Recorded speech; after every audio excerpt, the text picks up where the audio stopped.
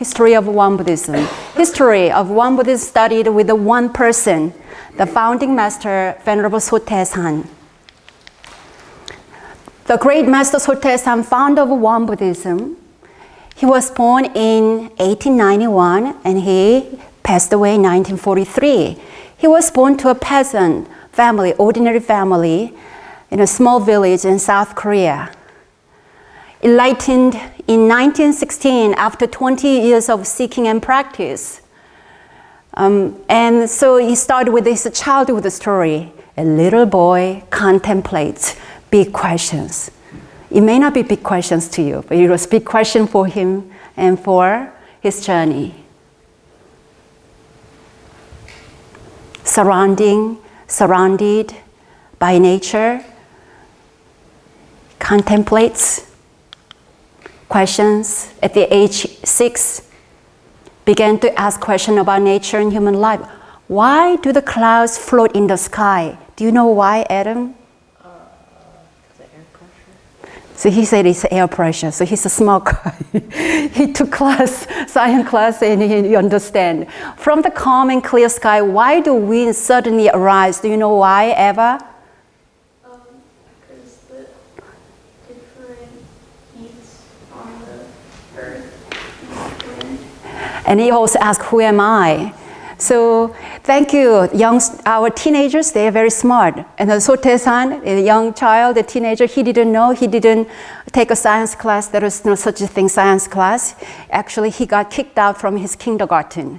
So, and he tried to ask this question to the teacher in kindergarten. Kindergarten teacher got very, very bothered. Who am I? He questioned everything he observed. One question led to another, like a bigger snowball. Contemplating these questions launched his spiritual journey. Young Sotaesan prays at Sambat mountain. Why? Why does he pray? It connects with his questioning mind. At the age of 10, Sotaesan attended a seasonal ceremony for the worship of ancestors, which is a very typical and general practice in the Asian culture, where he heard a story about mountain spirits. Inspired by the story, he thought if he could just meet a mountain spirit, his questions would be answered. He felt very desperate with his questions. In hopes of meeting such a spirit, he climbed Samba Mountain every day for 5 years and prayed there fervently. But his prayers were not answered. It sounds like a nice hiking every day. But the thing is, he never stopped every day. Whether it's rainy, stormy, snowy, cold, hot, he didn't stop every single day. So it's more than hiking. Teenage Sotaesan searches for a spiritual teacher.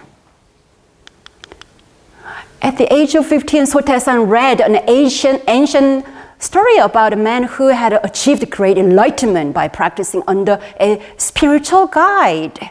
So for 6 years, he continued searching because he felt, I tried for 5 years to find mountain spirit, but he couldn't find mountain spirit, so I gotta find a real deal human being.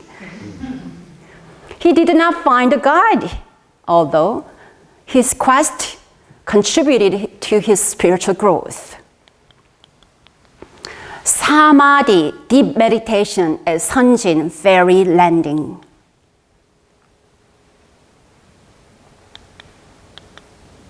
At the age of 21, Sotaesan still had not found a spiritual guide. Oh, what shall I do? He felt more sincere and desperate. Contemplating this question, he found himself chanting spontaneously and entering deep meditation.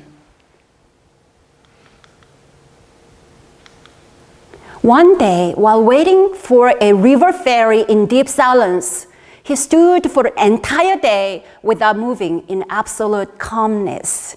It is called standing meditation, day-long standing meditation. But people who do not understand may think, oh, that person needs to be taken to psychiatric ward or something. His question, what shall I do? Dissolved in his deep meditation and experienced essential oneness with the universe. He was 25. Great enlightenment.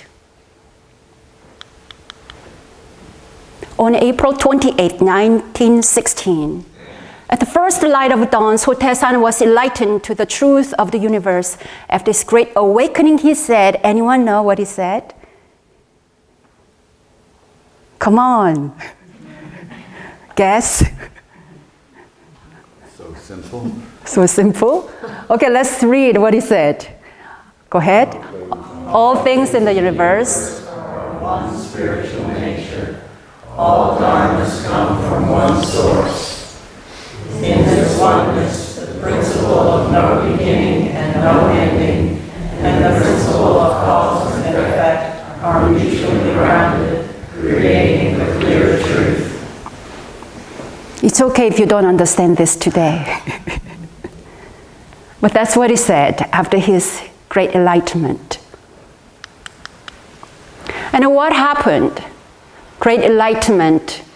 Thanks to his 20 years of sincere ascetic practice, Won Buddhism was born that day. And now we celebrate April 28th as our spiritual birthday. And the years of Won Buddhist calendar begin in 1916. Sotaesan chose the circle as the symbol of truth, as a symbol of his great enlightenment. So you see circle everywhere. Even you see circle in his eyeglasses, in my eyeglasses. And a lot of artists and people who love to create art, circle has been most popular contemplating topic for their art creation. As a matter of fact, actually, Holly, raise your hand. I visited her home. She made a beautiful painting with a circle. I know one artist with clay. He made a beautiful circle with clay. And then our temple member, Sandy, she made a beautiful circle during teen retreat with a quilt. So there are many ways. While creating circle with all different kind of medium, what do? We contemplate on the meaning of truth, the symbol of truth through circle. So this year, in celebration of 15th anniversary year, if you bring any form of medium you're using to create circle, please bring that by April 25th. We're going to display on April 26th with our open house day, and then everybody will have a vote.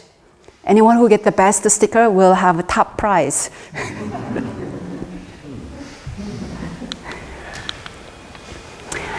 Then I got curious. In 1916, the year of Sotaesan's great enlightenment, what happened in the world? In 1916, Einstein published his general theory of relativity. Mahatma Gandhi was starting his movement and struggle for Indian independence. Woodrow Wilson was serving as the 28th president in the US. 1916 witnessed two of the most decisive battles of World War I. From this war, more than 1 million soldiers died. Can you believe that? That happened. Korea was under Japanese occupation. Sotaesan and his followers created new farmland. So right after this great enlightenment, what happened? What did they do? Yeah, working.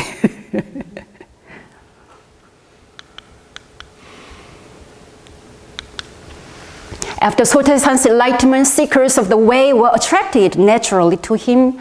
They embraced his teachings, practiced with him, and built the initial Won Buddhist practice community in Yongsan. Sotaesan led his followers to establish faith through which body and mind come together, truth and life work together. As a practical model of diligence and thrift, they formed a savings association. Do you know how they formed a savings association? Because some of his students, disciples, they were smoking. And then Sotaesan encouraged us to stop smoking and then save that money you are buying cigarette.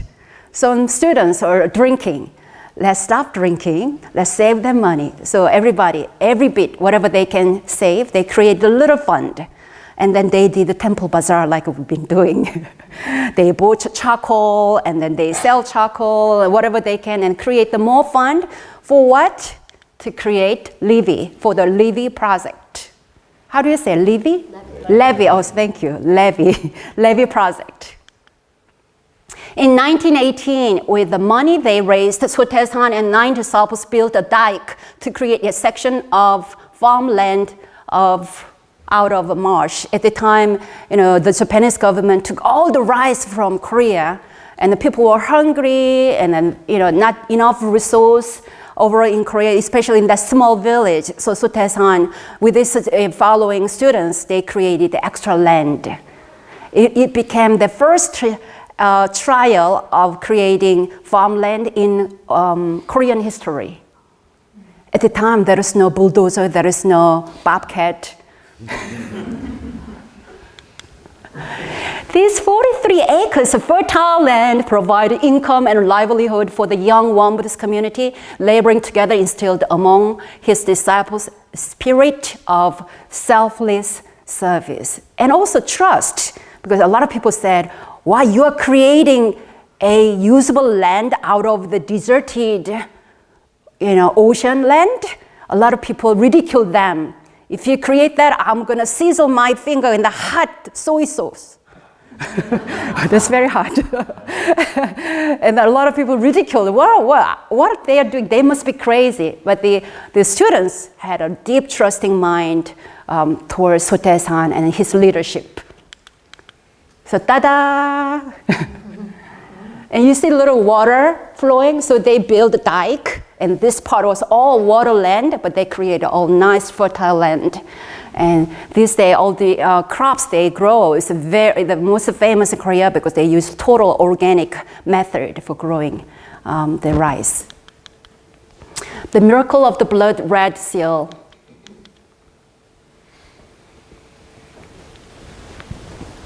This is the only part that you hear word miracle in Won Buddhism history. And then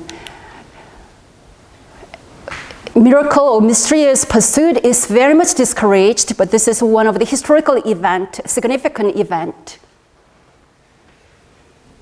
Can you read the last paragraph now? They used. Last paragraph? Yes. Just the last paragraph? Yes. They used no ink, so their thumbs left no mark. Then something miraculous happened. Where they had pressed their thumbs, a print emerged, red as blood.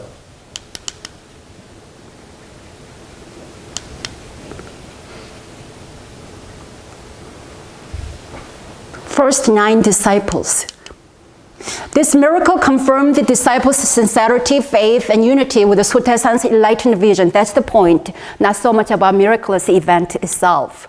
To be willing to die for the sake of truth and for the sake of all sentient beings continues to be the foundational, fundamental spirit of Won Buddhism. So each different mountain, they go pray, and then so if you visit Korea, you visit and hike this place. And there is a beautiful university and seminar community. Formulating essential teachings of Won Buddhism. So far, history-wise, what do you remember after his great enlightenment? What did he do first? And then next. And then, I'm doing shred, blood seal. And then next.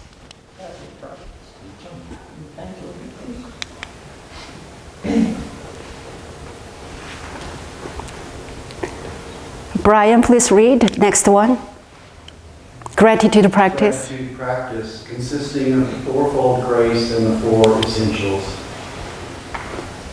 Number 2, mind practice consisting of the threefold practice and the 8 articles. So if your friend asks you, what is Won Buddhism? Then you say, Won Buddhism mainly focus on practicing gratitude practice and mind practice. Then you have A+ answer. Gratitude practice, understanding the fourfold grace and manifesting the grace and gratitude in our life. What's the first grace? Grace of heaven and earth. Second? Third?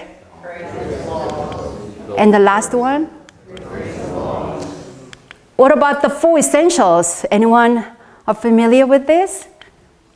Developing self-reliance, respecting the wise, educating others' children, honoring those who serve selflessly. So this is more like between fourfold grace is the relationship between you and others, and then the 4 essentials more community level, manifesting grace and gratitude. Mind practice, threefold practice. Drew, first. Samadhi, meditation. Cultivating one's true spirit through meditation. 2. 3, mindful choice and action. So right now, 1, 2, 3, which one are you doing? Which one are you practicing right now? 2, yes. Before listening to this presentation, which one you are more focusing? 1. And now you're about to leave this temple, you go home, and friends, what are you going to more focus? 3. A+. 4 articles to discourage, and 4 articles to cultivate. And that helps to cultivate our threefold practice.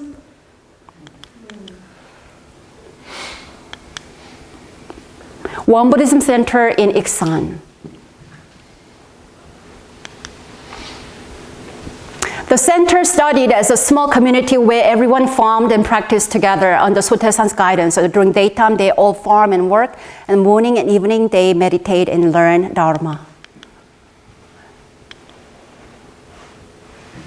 You see the males and females and working, they don't have any bobcat or anything, so they wear the shoulder wheelbarrow. They don't have even pushing wheelbarrow, they walk that way. Today, Won Buddhist temples and outreach centers throughout the world continues to carry on Master Sotaesan's founding vision. Timeless meditation, placeless meditation, everywhere Buddha, every act a Buddha offering, main teaching mottos of Won Buddhism. And this is current entrance of the Iksan Center. So if you visit Korea, everybody loves go. This is like our home. And I mean, this is not where I was born, but whenever we go to Korea, this is like our spiritual home. Sotaesan enters Nirvana. 1943, 2 years before the end of World War II? Yeah, because Japan said, finally, we surrender after Hiroshima bombing. And then, so 2 years before that, Sotaesan passed away.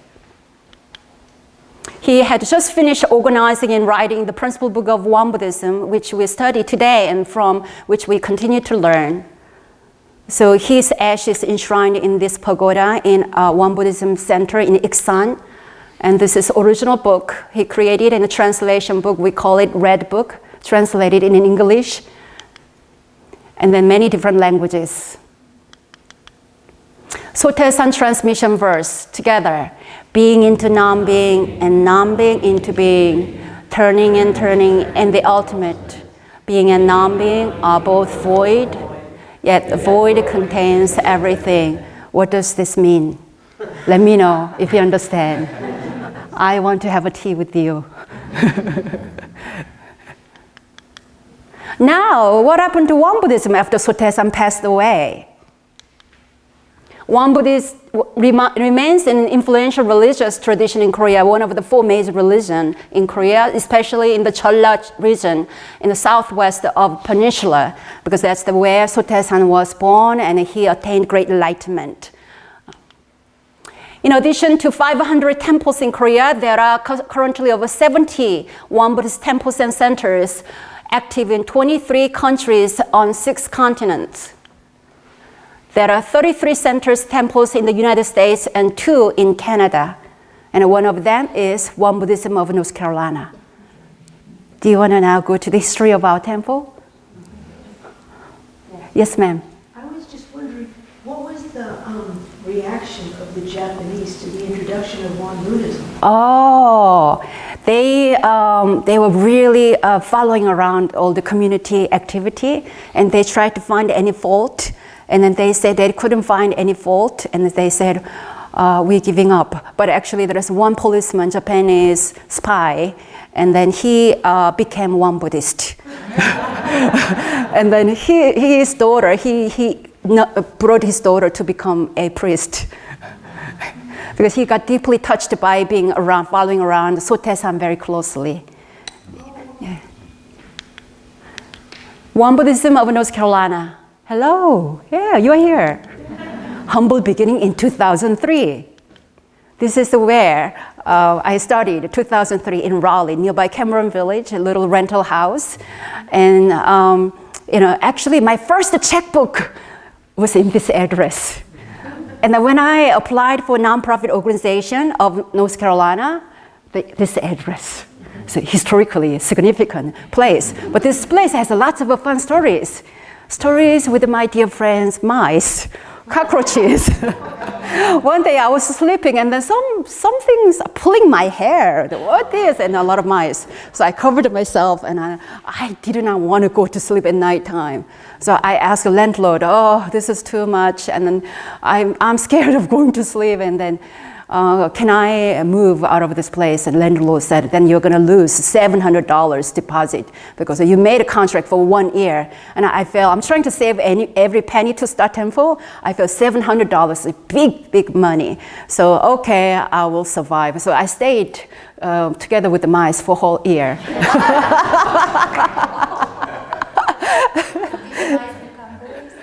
And then the mice contributed tremendously for fundraising. Because when I went to Korea, I talk about this mice story. People felt deeply, wow.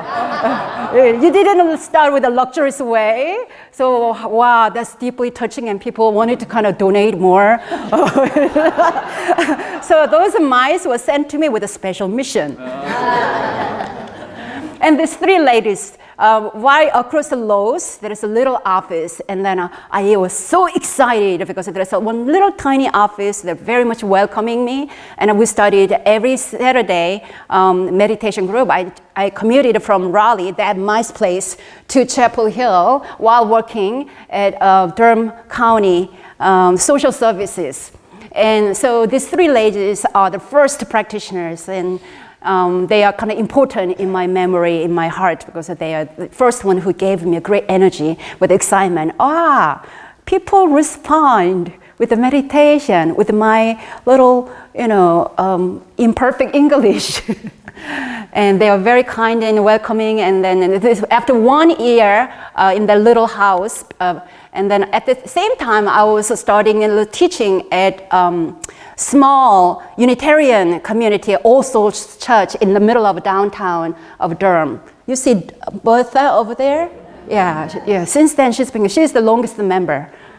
Yeah, so I taught whole semester for One Buddhism philosophy and another semester of meditation. And those practitioners and the little church, they are so receptive. I was so amazed because if you are in a different faith, people sometimes resist, but they are so accepting and willing to learn.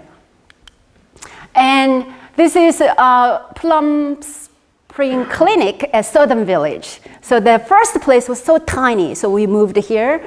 And you see Michael? Michael, raise your hand. Do you see how he looks same, kind of, you're ageless, a long time ago. So we had meditation every Sunday here. I carried all the golden cushion every Tuesday evening, vacuumed and spread and then bring back, and somewhere I was staying temporarily. But this place was really good foundational space.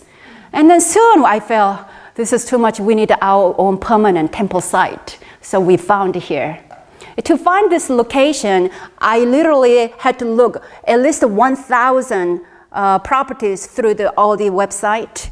And then I visited at least 100 houses physically and visiting and checking out, because once I decide where I'm going to locate, our temple, it can be almost like kind of semi-permanent.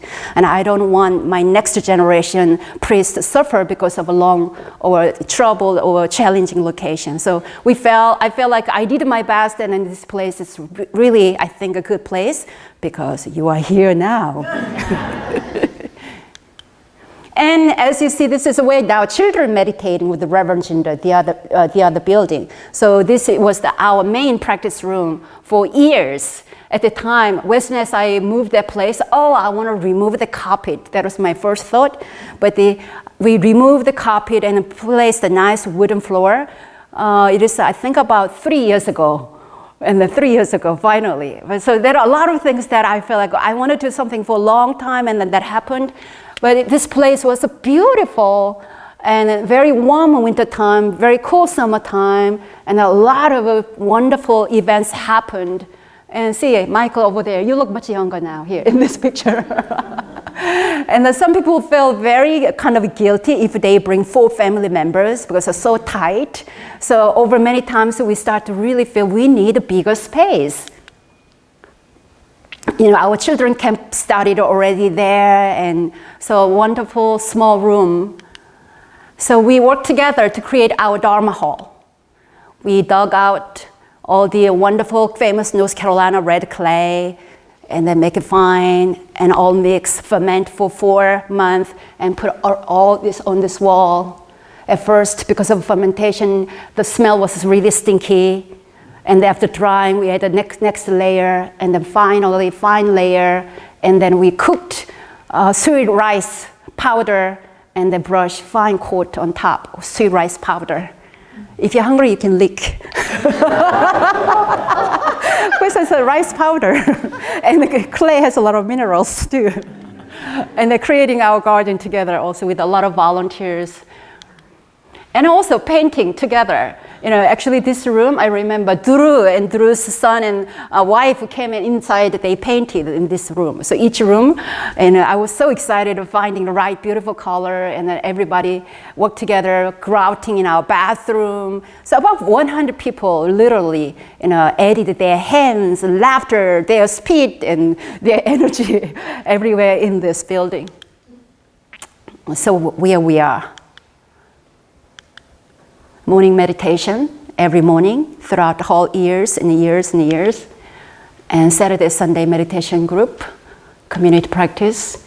And then what happened to Raleigh Temple? Some of you heard about it. Raleigh Temple arose from a meditation group that started in 2007 in the Moving Mantra Yoga Studio. The very first the building that I stayed with the mice, that was in Raleigh, believing Raleigh is the right place because it's the capital of North Carolina. But somehow I did not get somehow kind of that energy. So I started a small office across the Lowe's, 15501 in Chapel Hill. And then when we started right here, 2005, 2007, shortly after, a group of ladies, they came and then they want to have some meditation group. So I traveled to this place once a month. After monthly meeting for 8 years in this Moving Mantra Yoga Studio, Raleigh Temple was officially established in 2015 at 2016 Pleasant Union Church Road, close to Falls Lake. Have you ever been there? Yes. Yeah, come to the place for March Spring Day retreat. Beautiful. It is.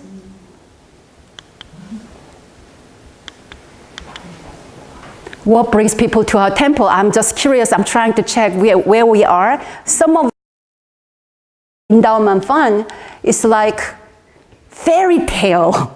Fairy tale. Probably it's not possible. That's only possible for general Christian churches, not for us. So I've been thinking that for a long time. But then why not? This is a significant, historical, wonderful, meaningful year. It doesn't have to be a big fund. We can start from little, endowment fund.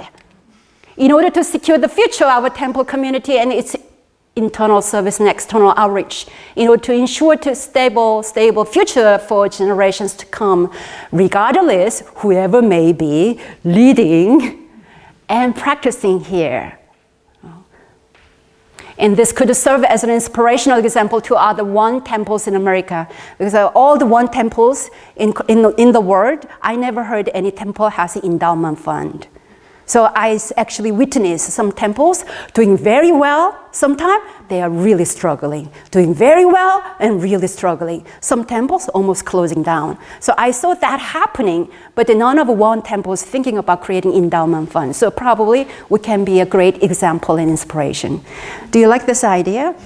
You like it? Could you give me a big applause for that idea?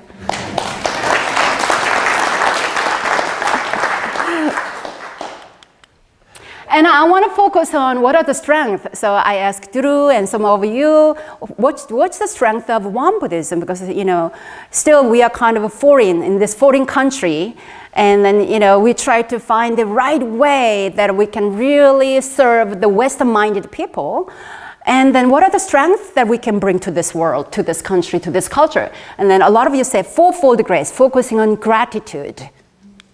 And threefold practice. Pause, think, and act. Relatively simple, more applicable Dharma teachings. The images of Il Sang, one circle, simplicity of Dharma whole, accessible scripture, practical application of Buddha Dharma. And this is actually Drew's favorite, religion based on truth and morality based on fact. Very first paragraph of our red book. Active engagement with the social issues in international relations through NGO, UN, especially in Korea and New York.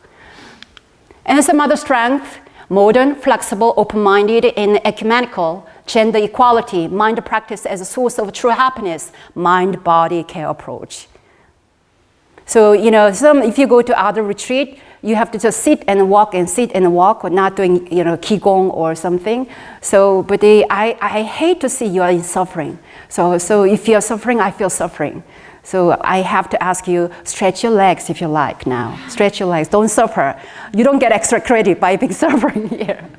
Welcoming spirit of Won Buddhist Kyomunim reverence, energy and teachings, well-built Dharma-ship. That's what Nay said after his visit to Korea 3 times. You said stable, effective, and central organizations. Happy community. So remember our intern reverence said, if you reverence sad, then you'll be sad. If we are happy, then you'll be happy. So we are happy. And then we are happy, and then you are happy. Because you are happy, we are happy. And we hope to create this happy, enlightening community together. And this 15th anniversary year is another meaningful, significant time to reflect the past and how we can create stronger and a more beneficial community for our next generations who will use this space for their life and spiritual journey. Thank you for your listening for such a long presentation.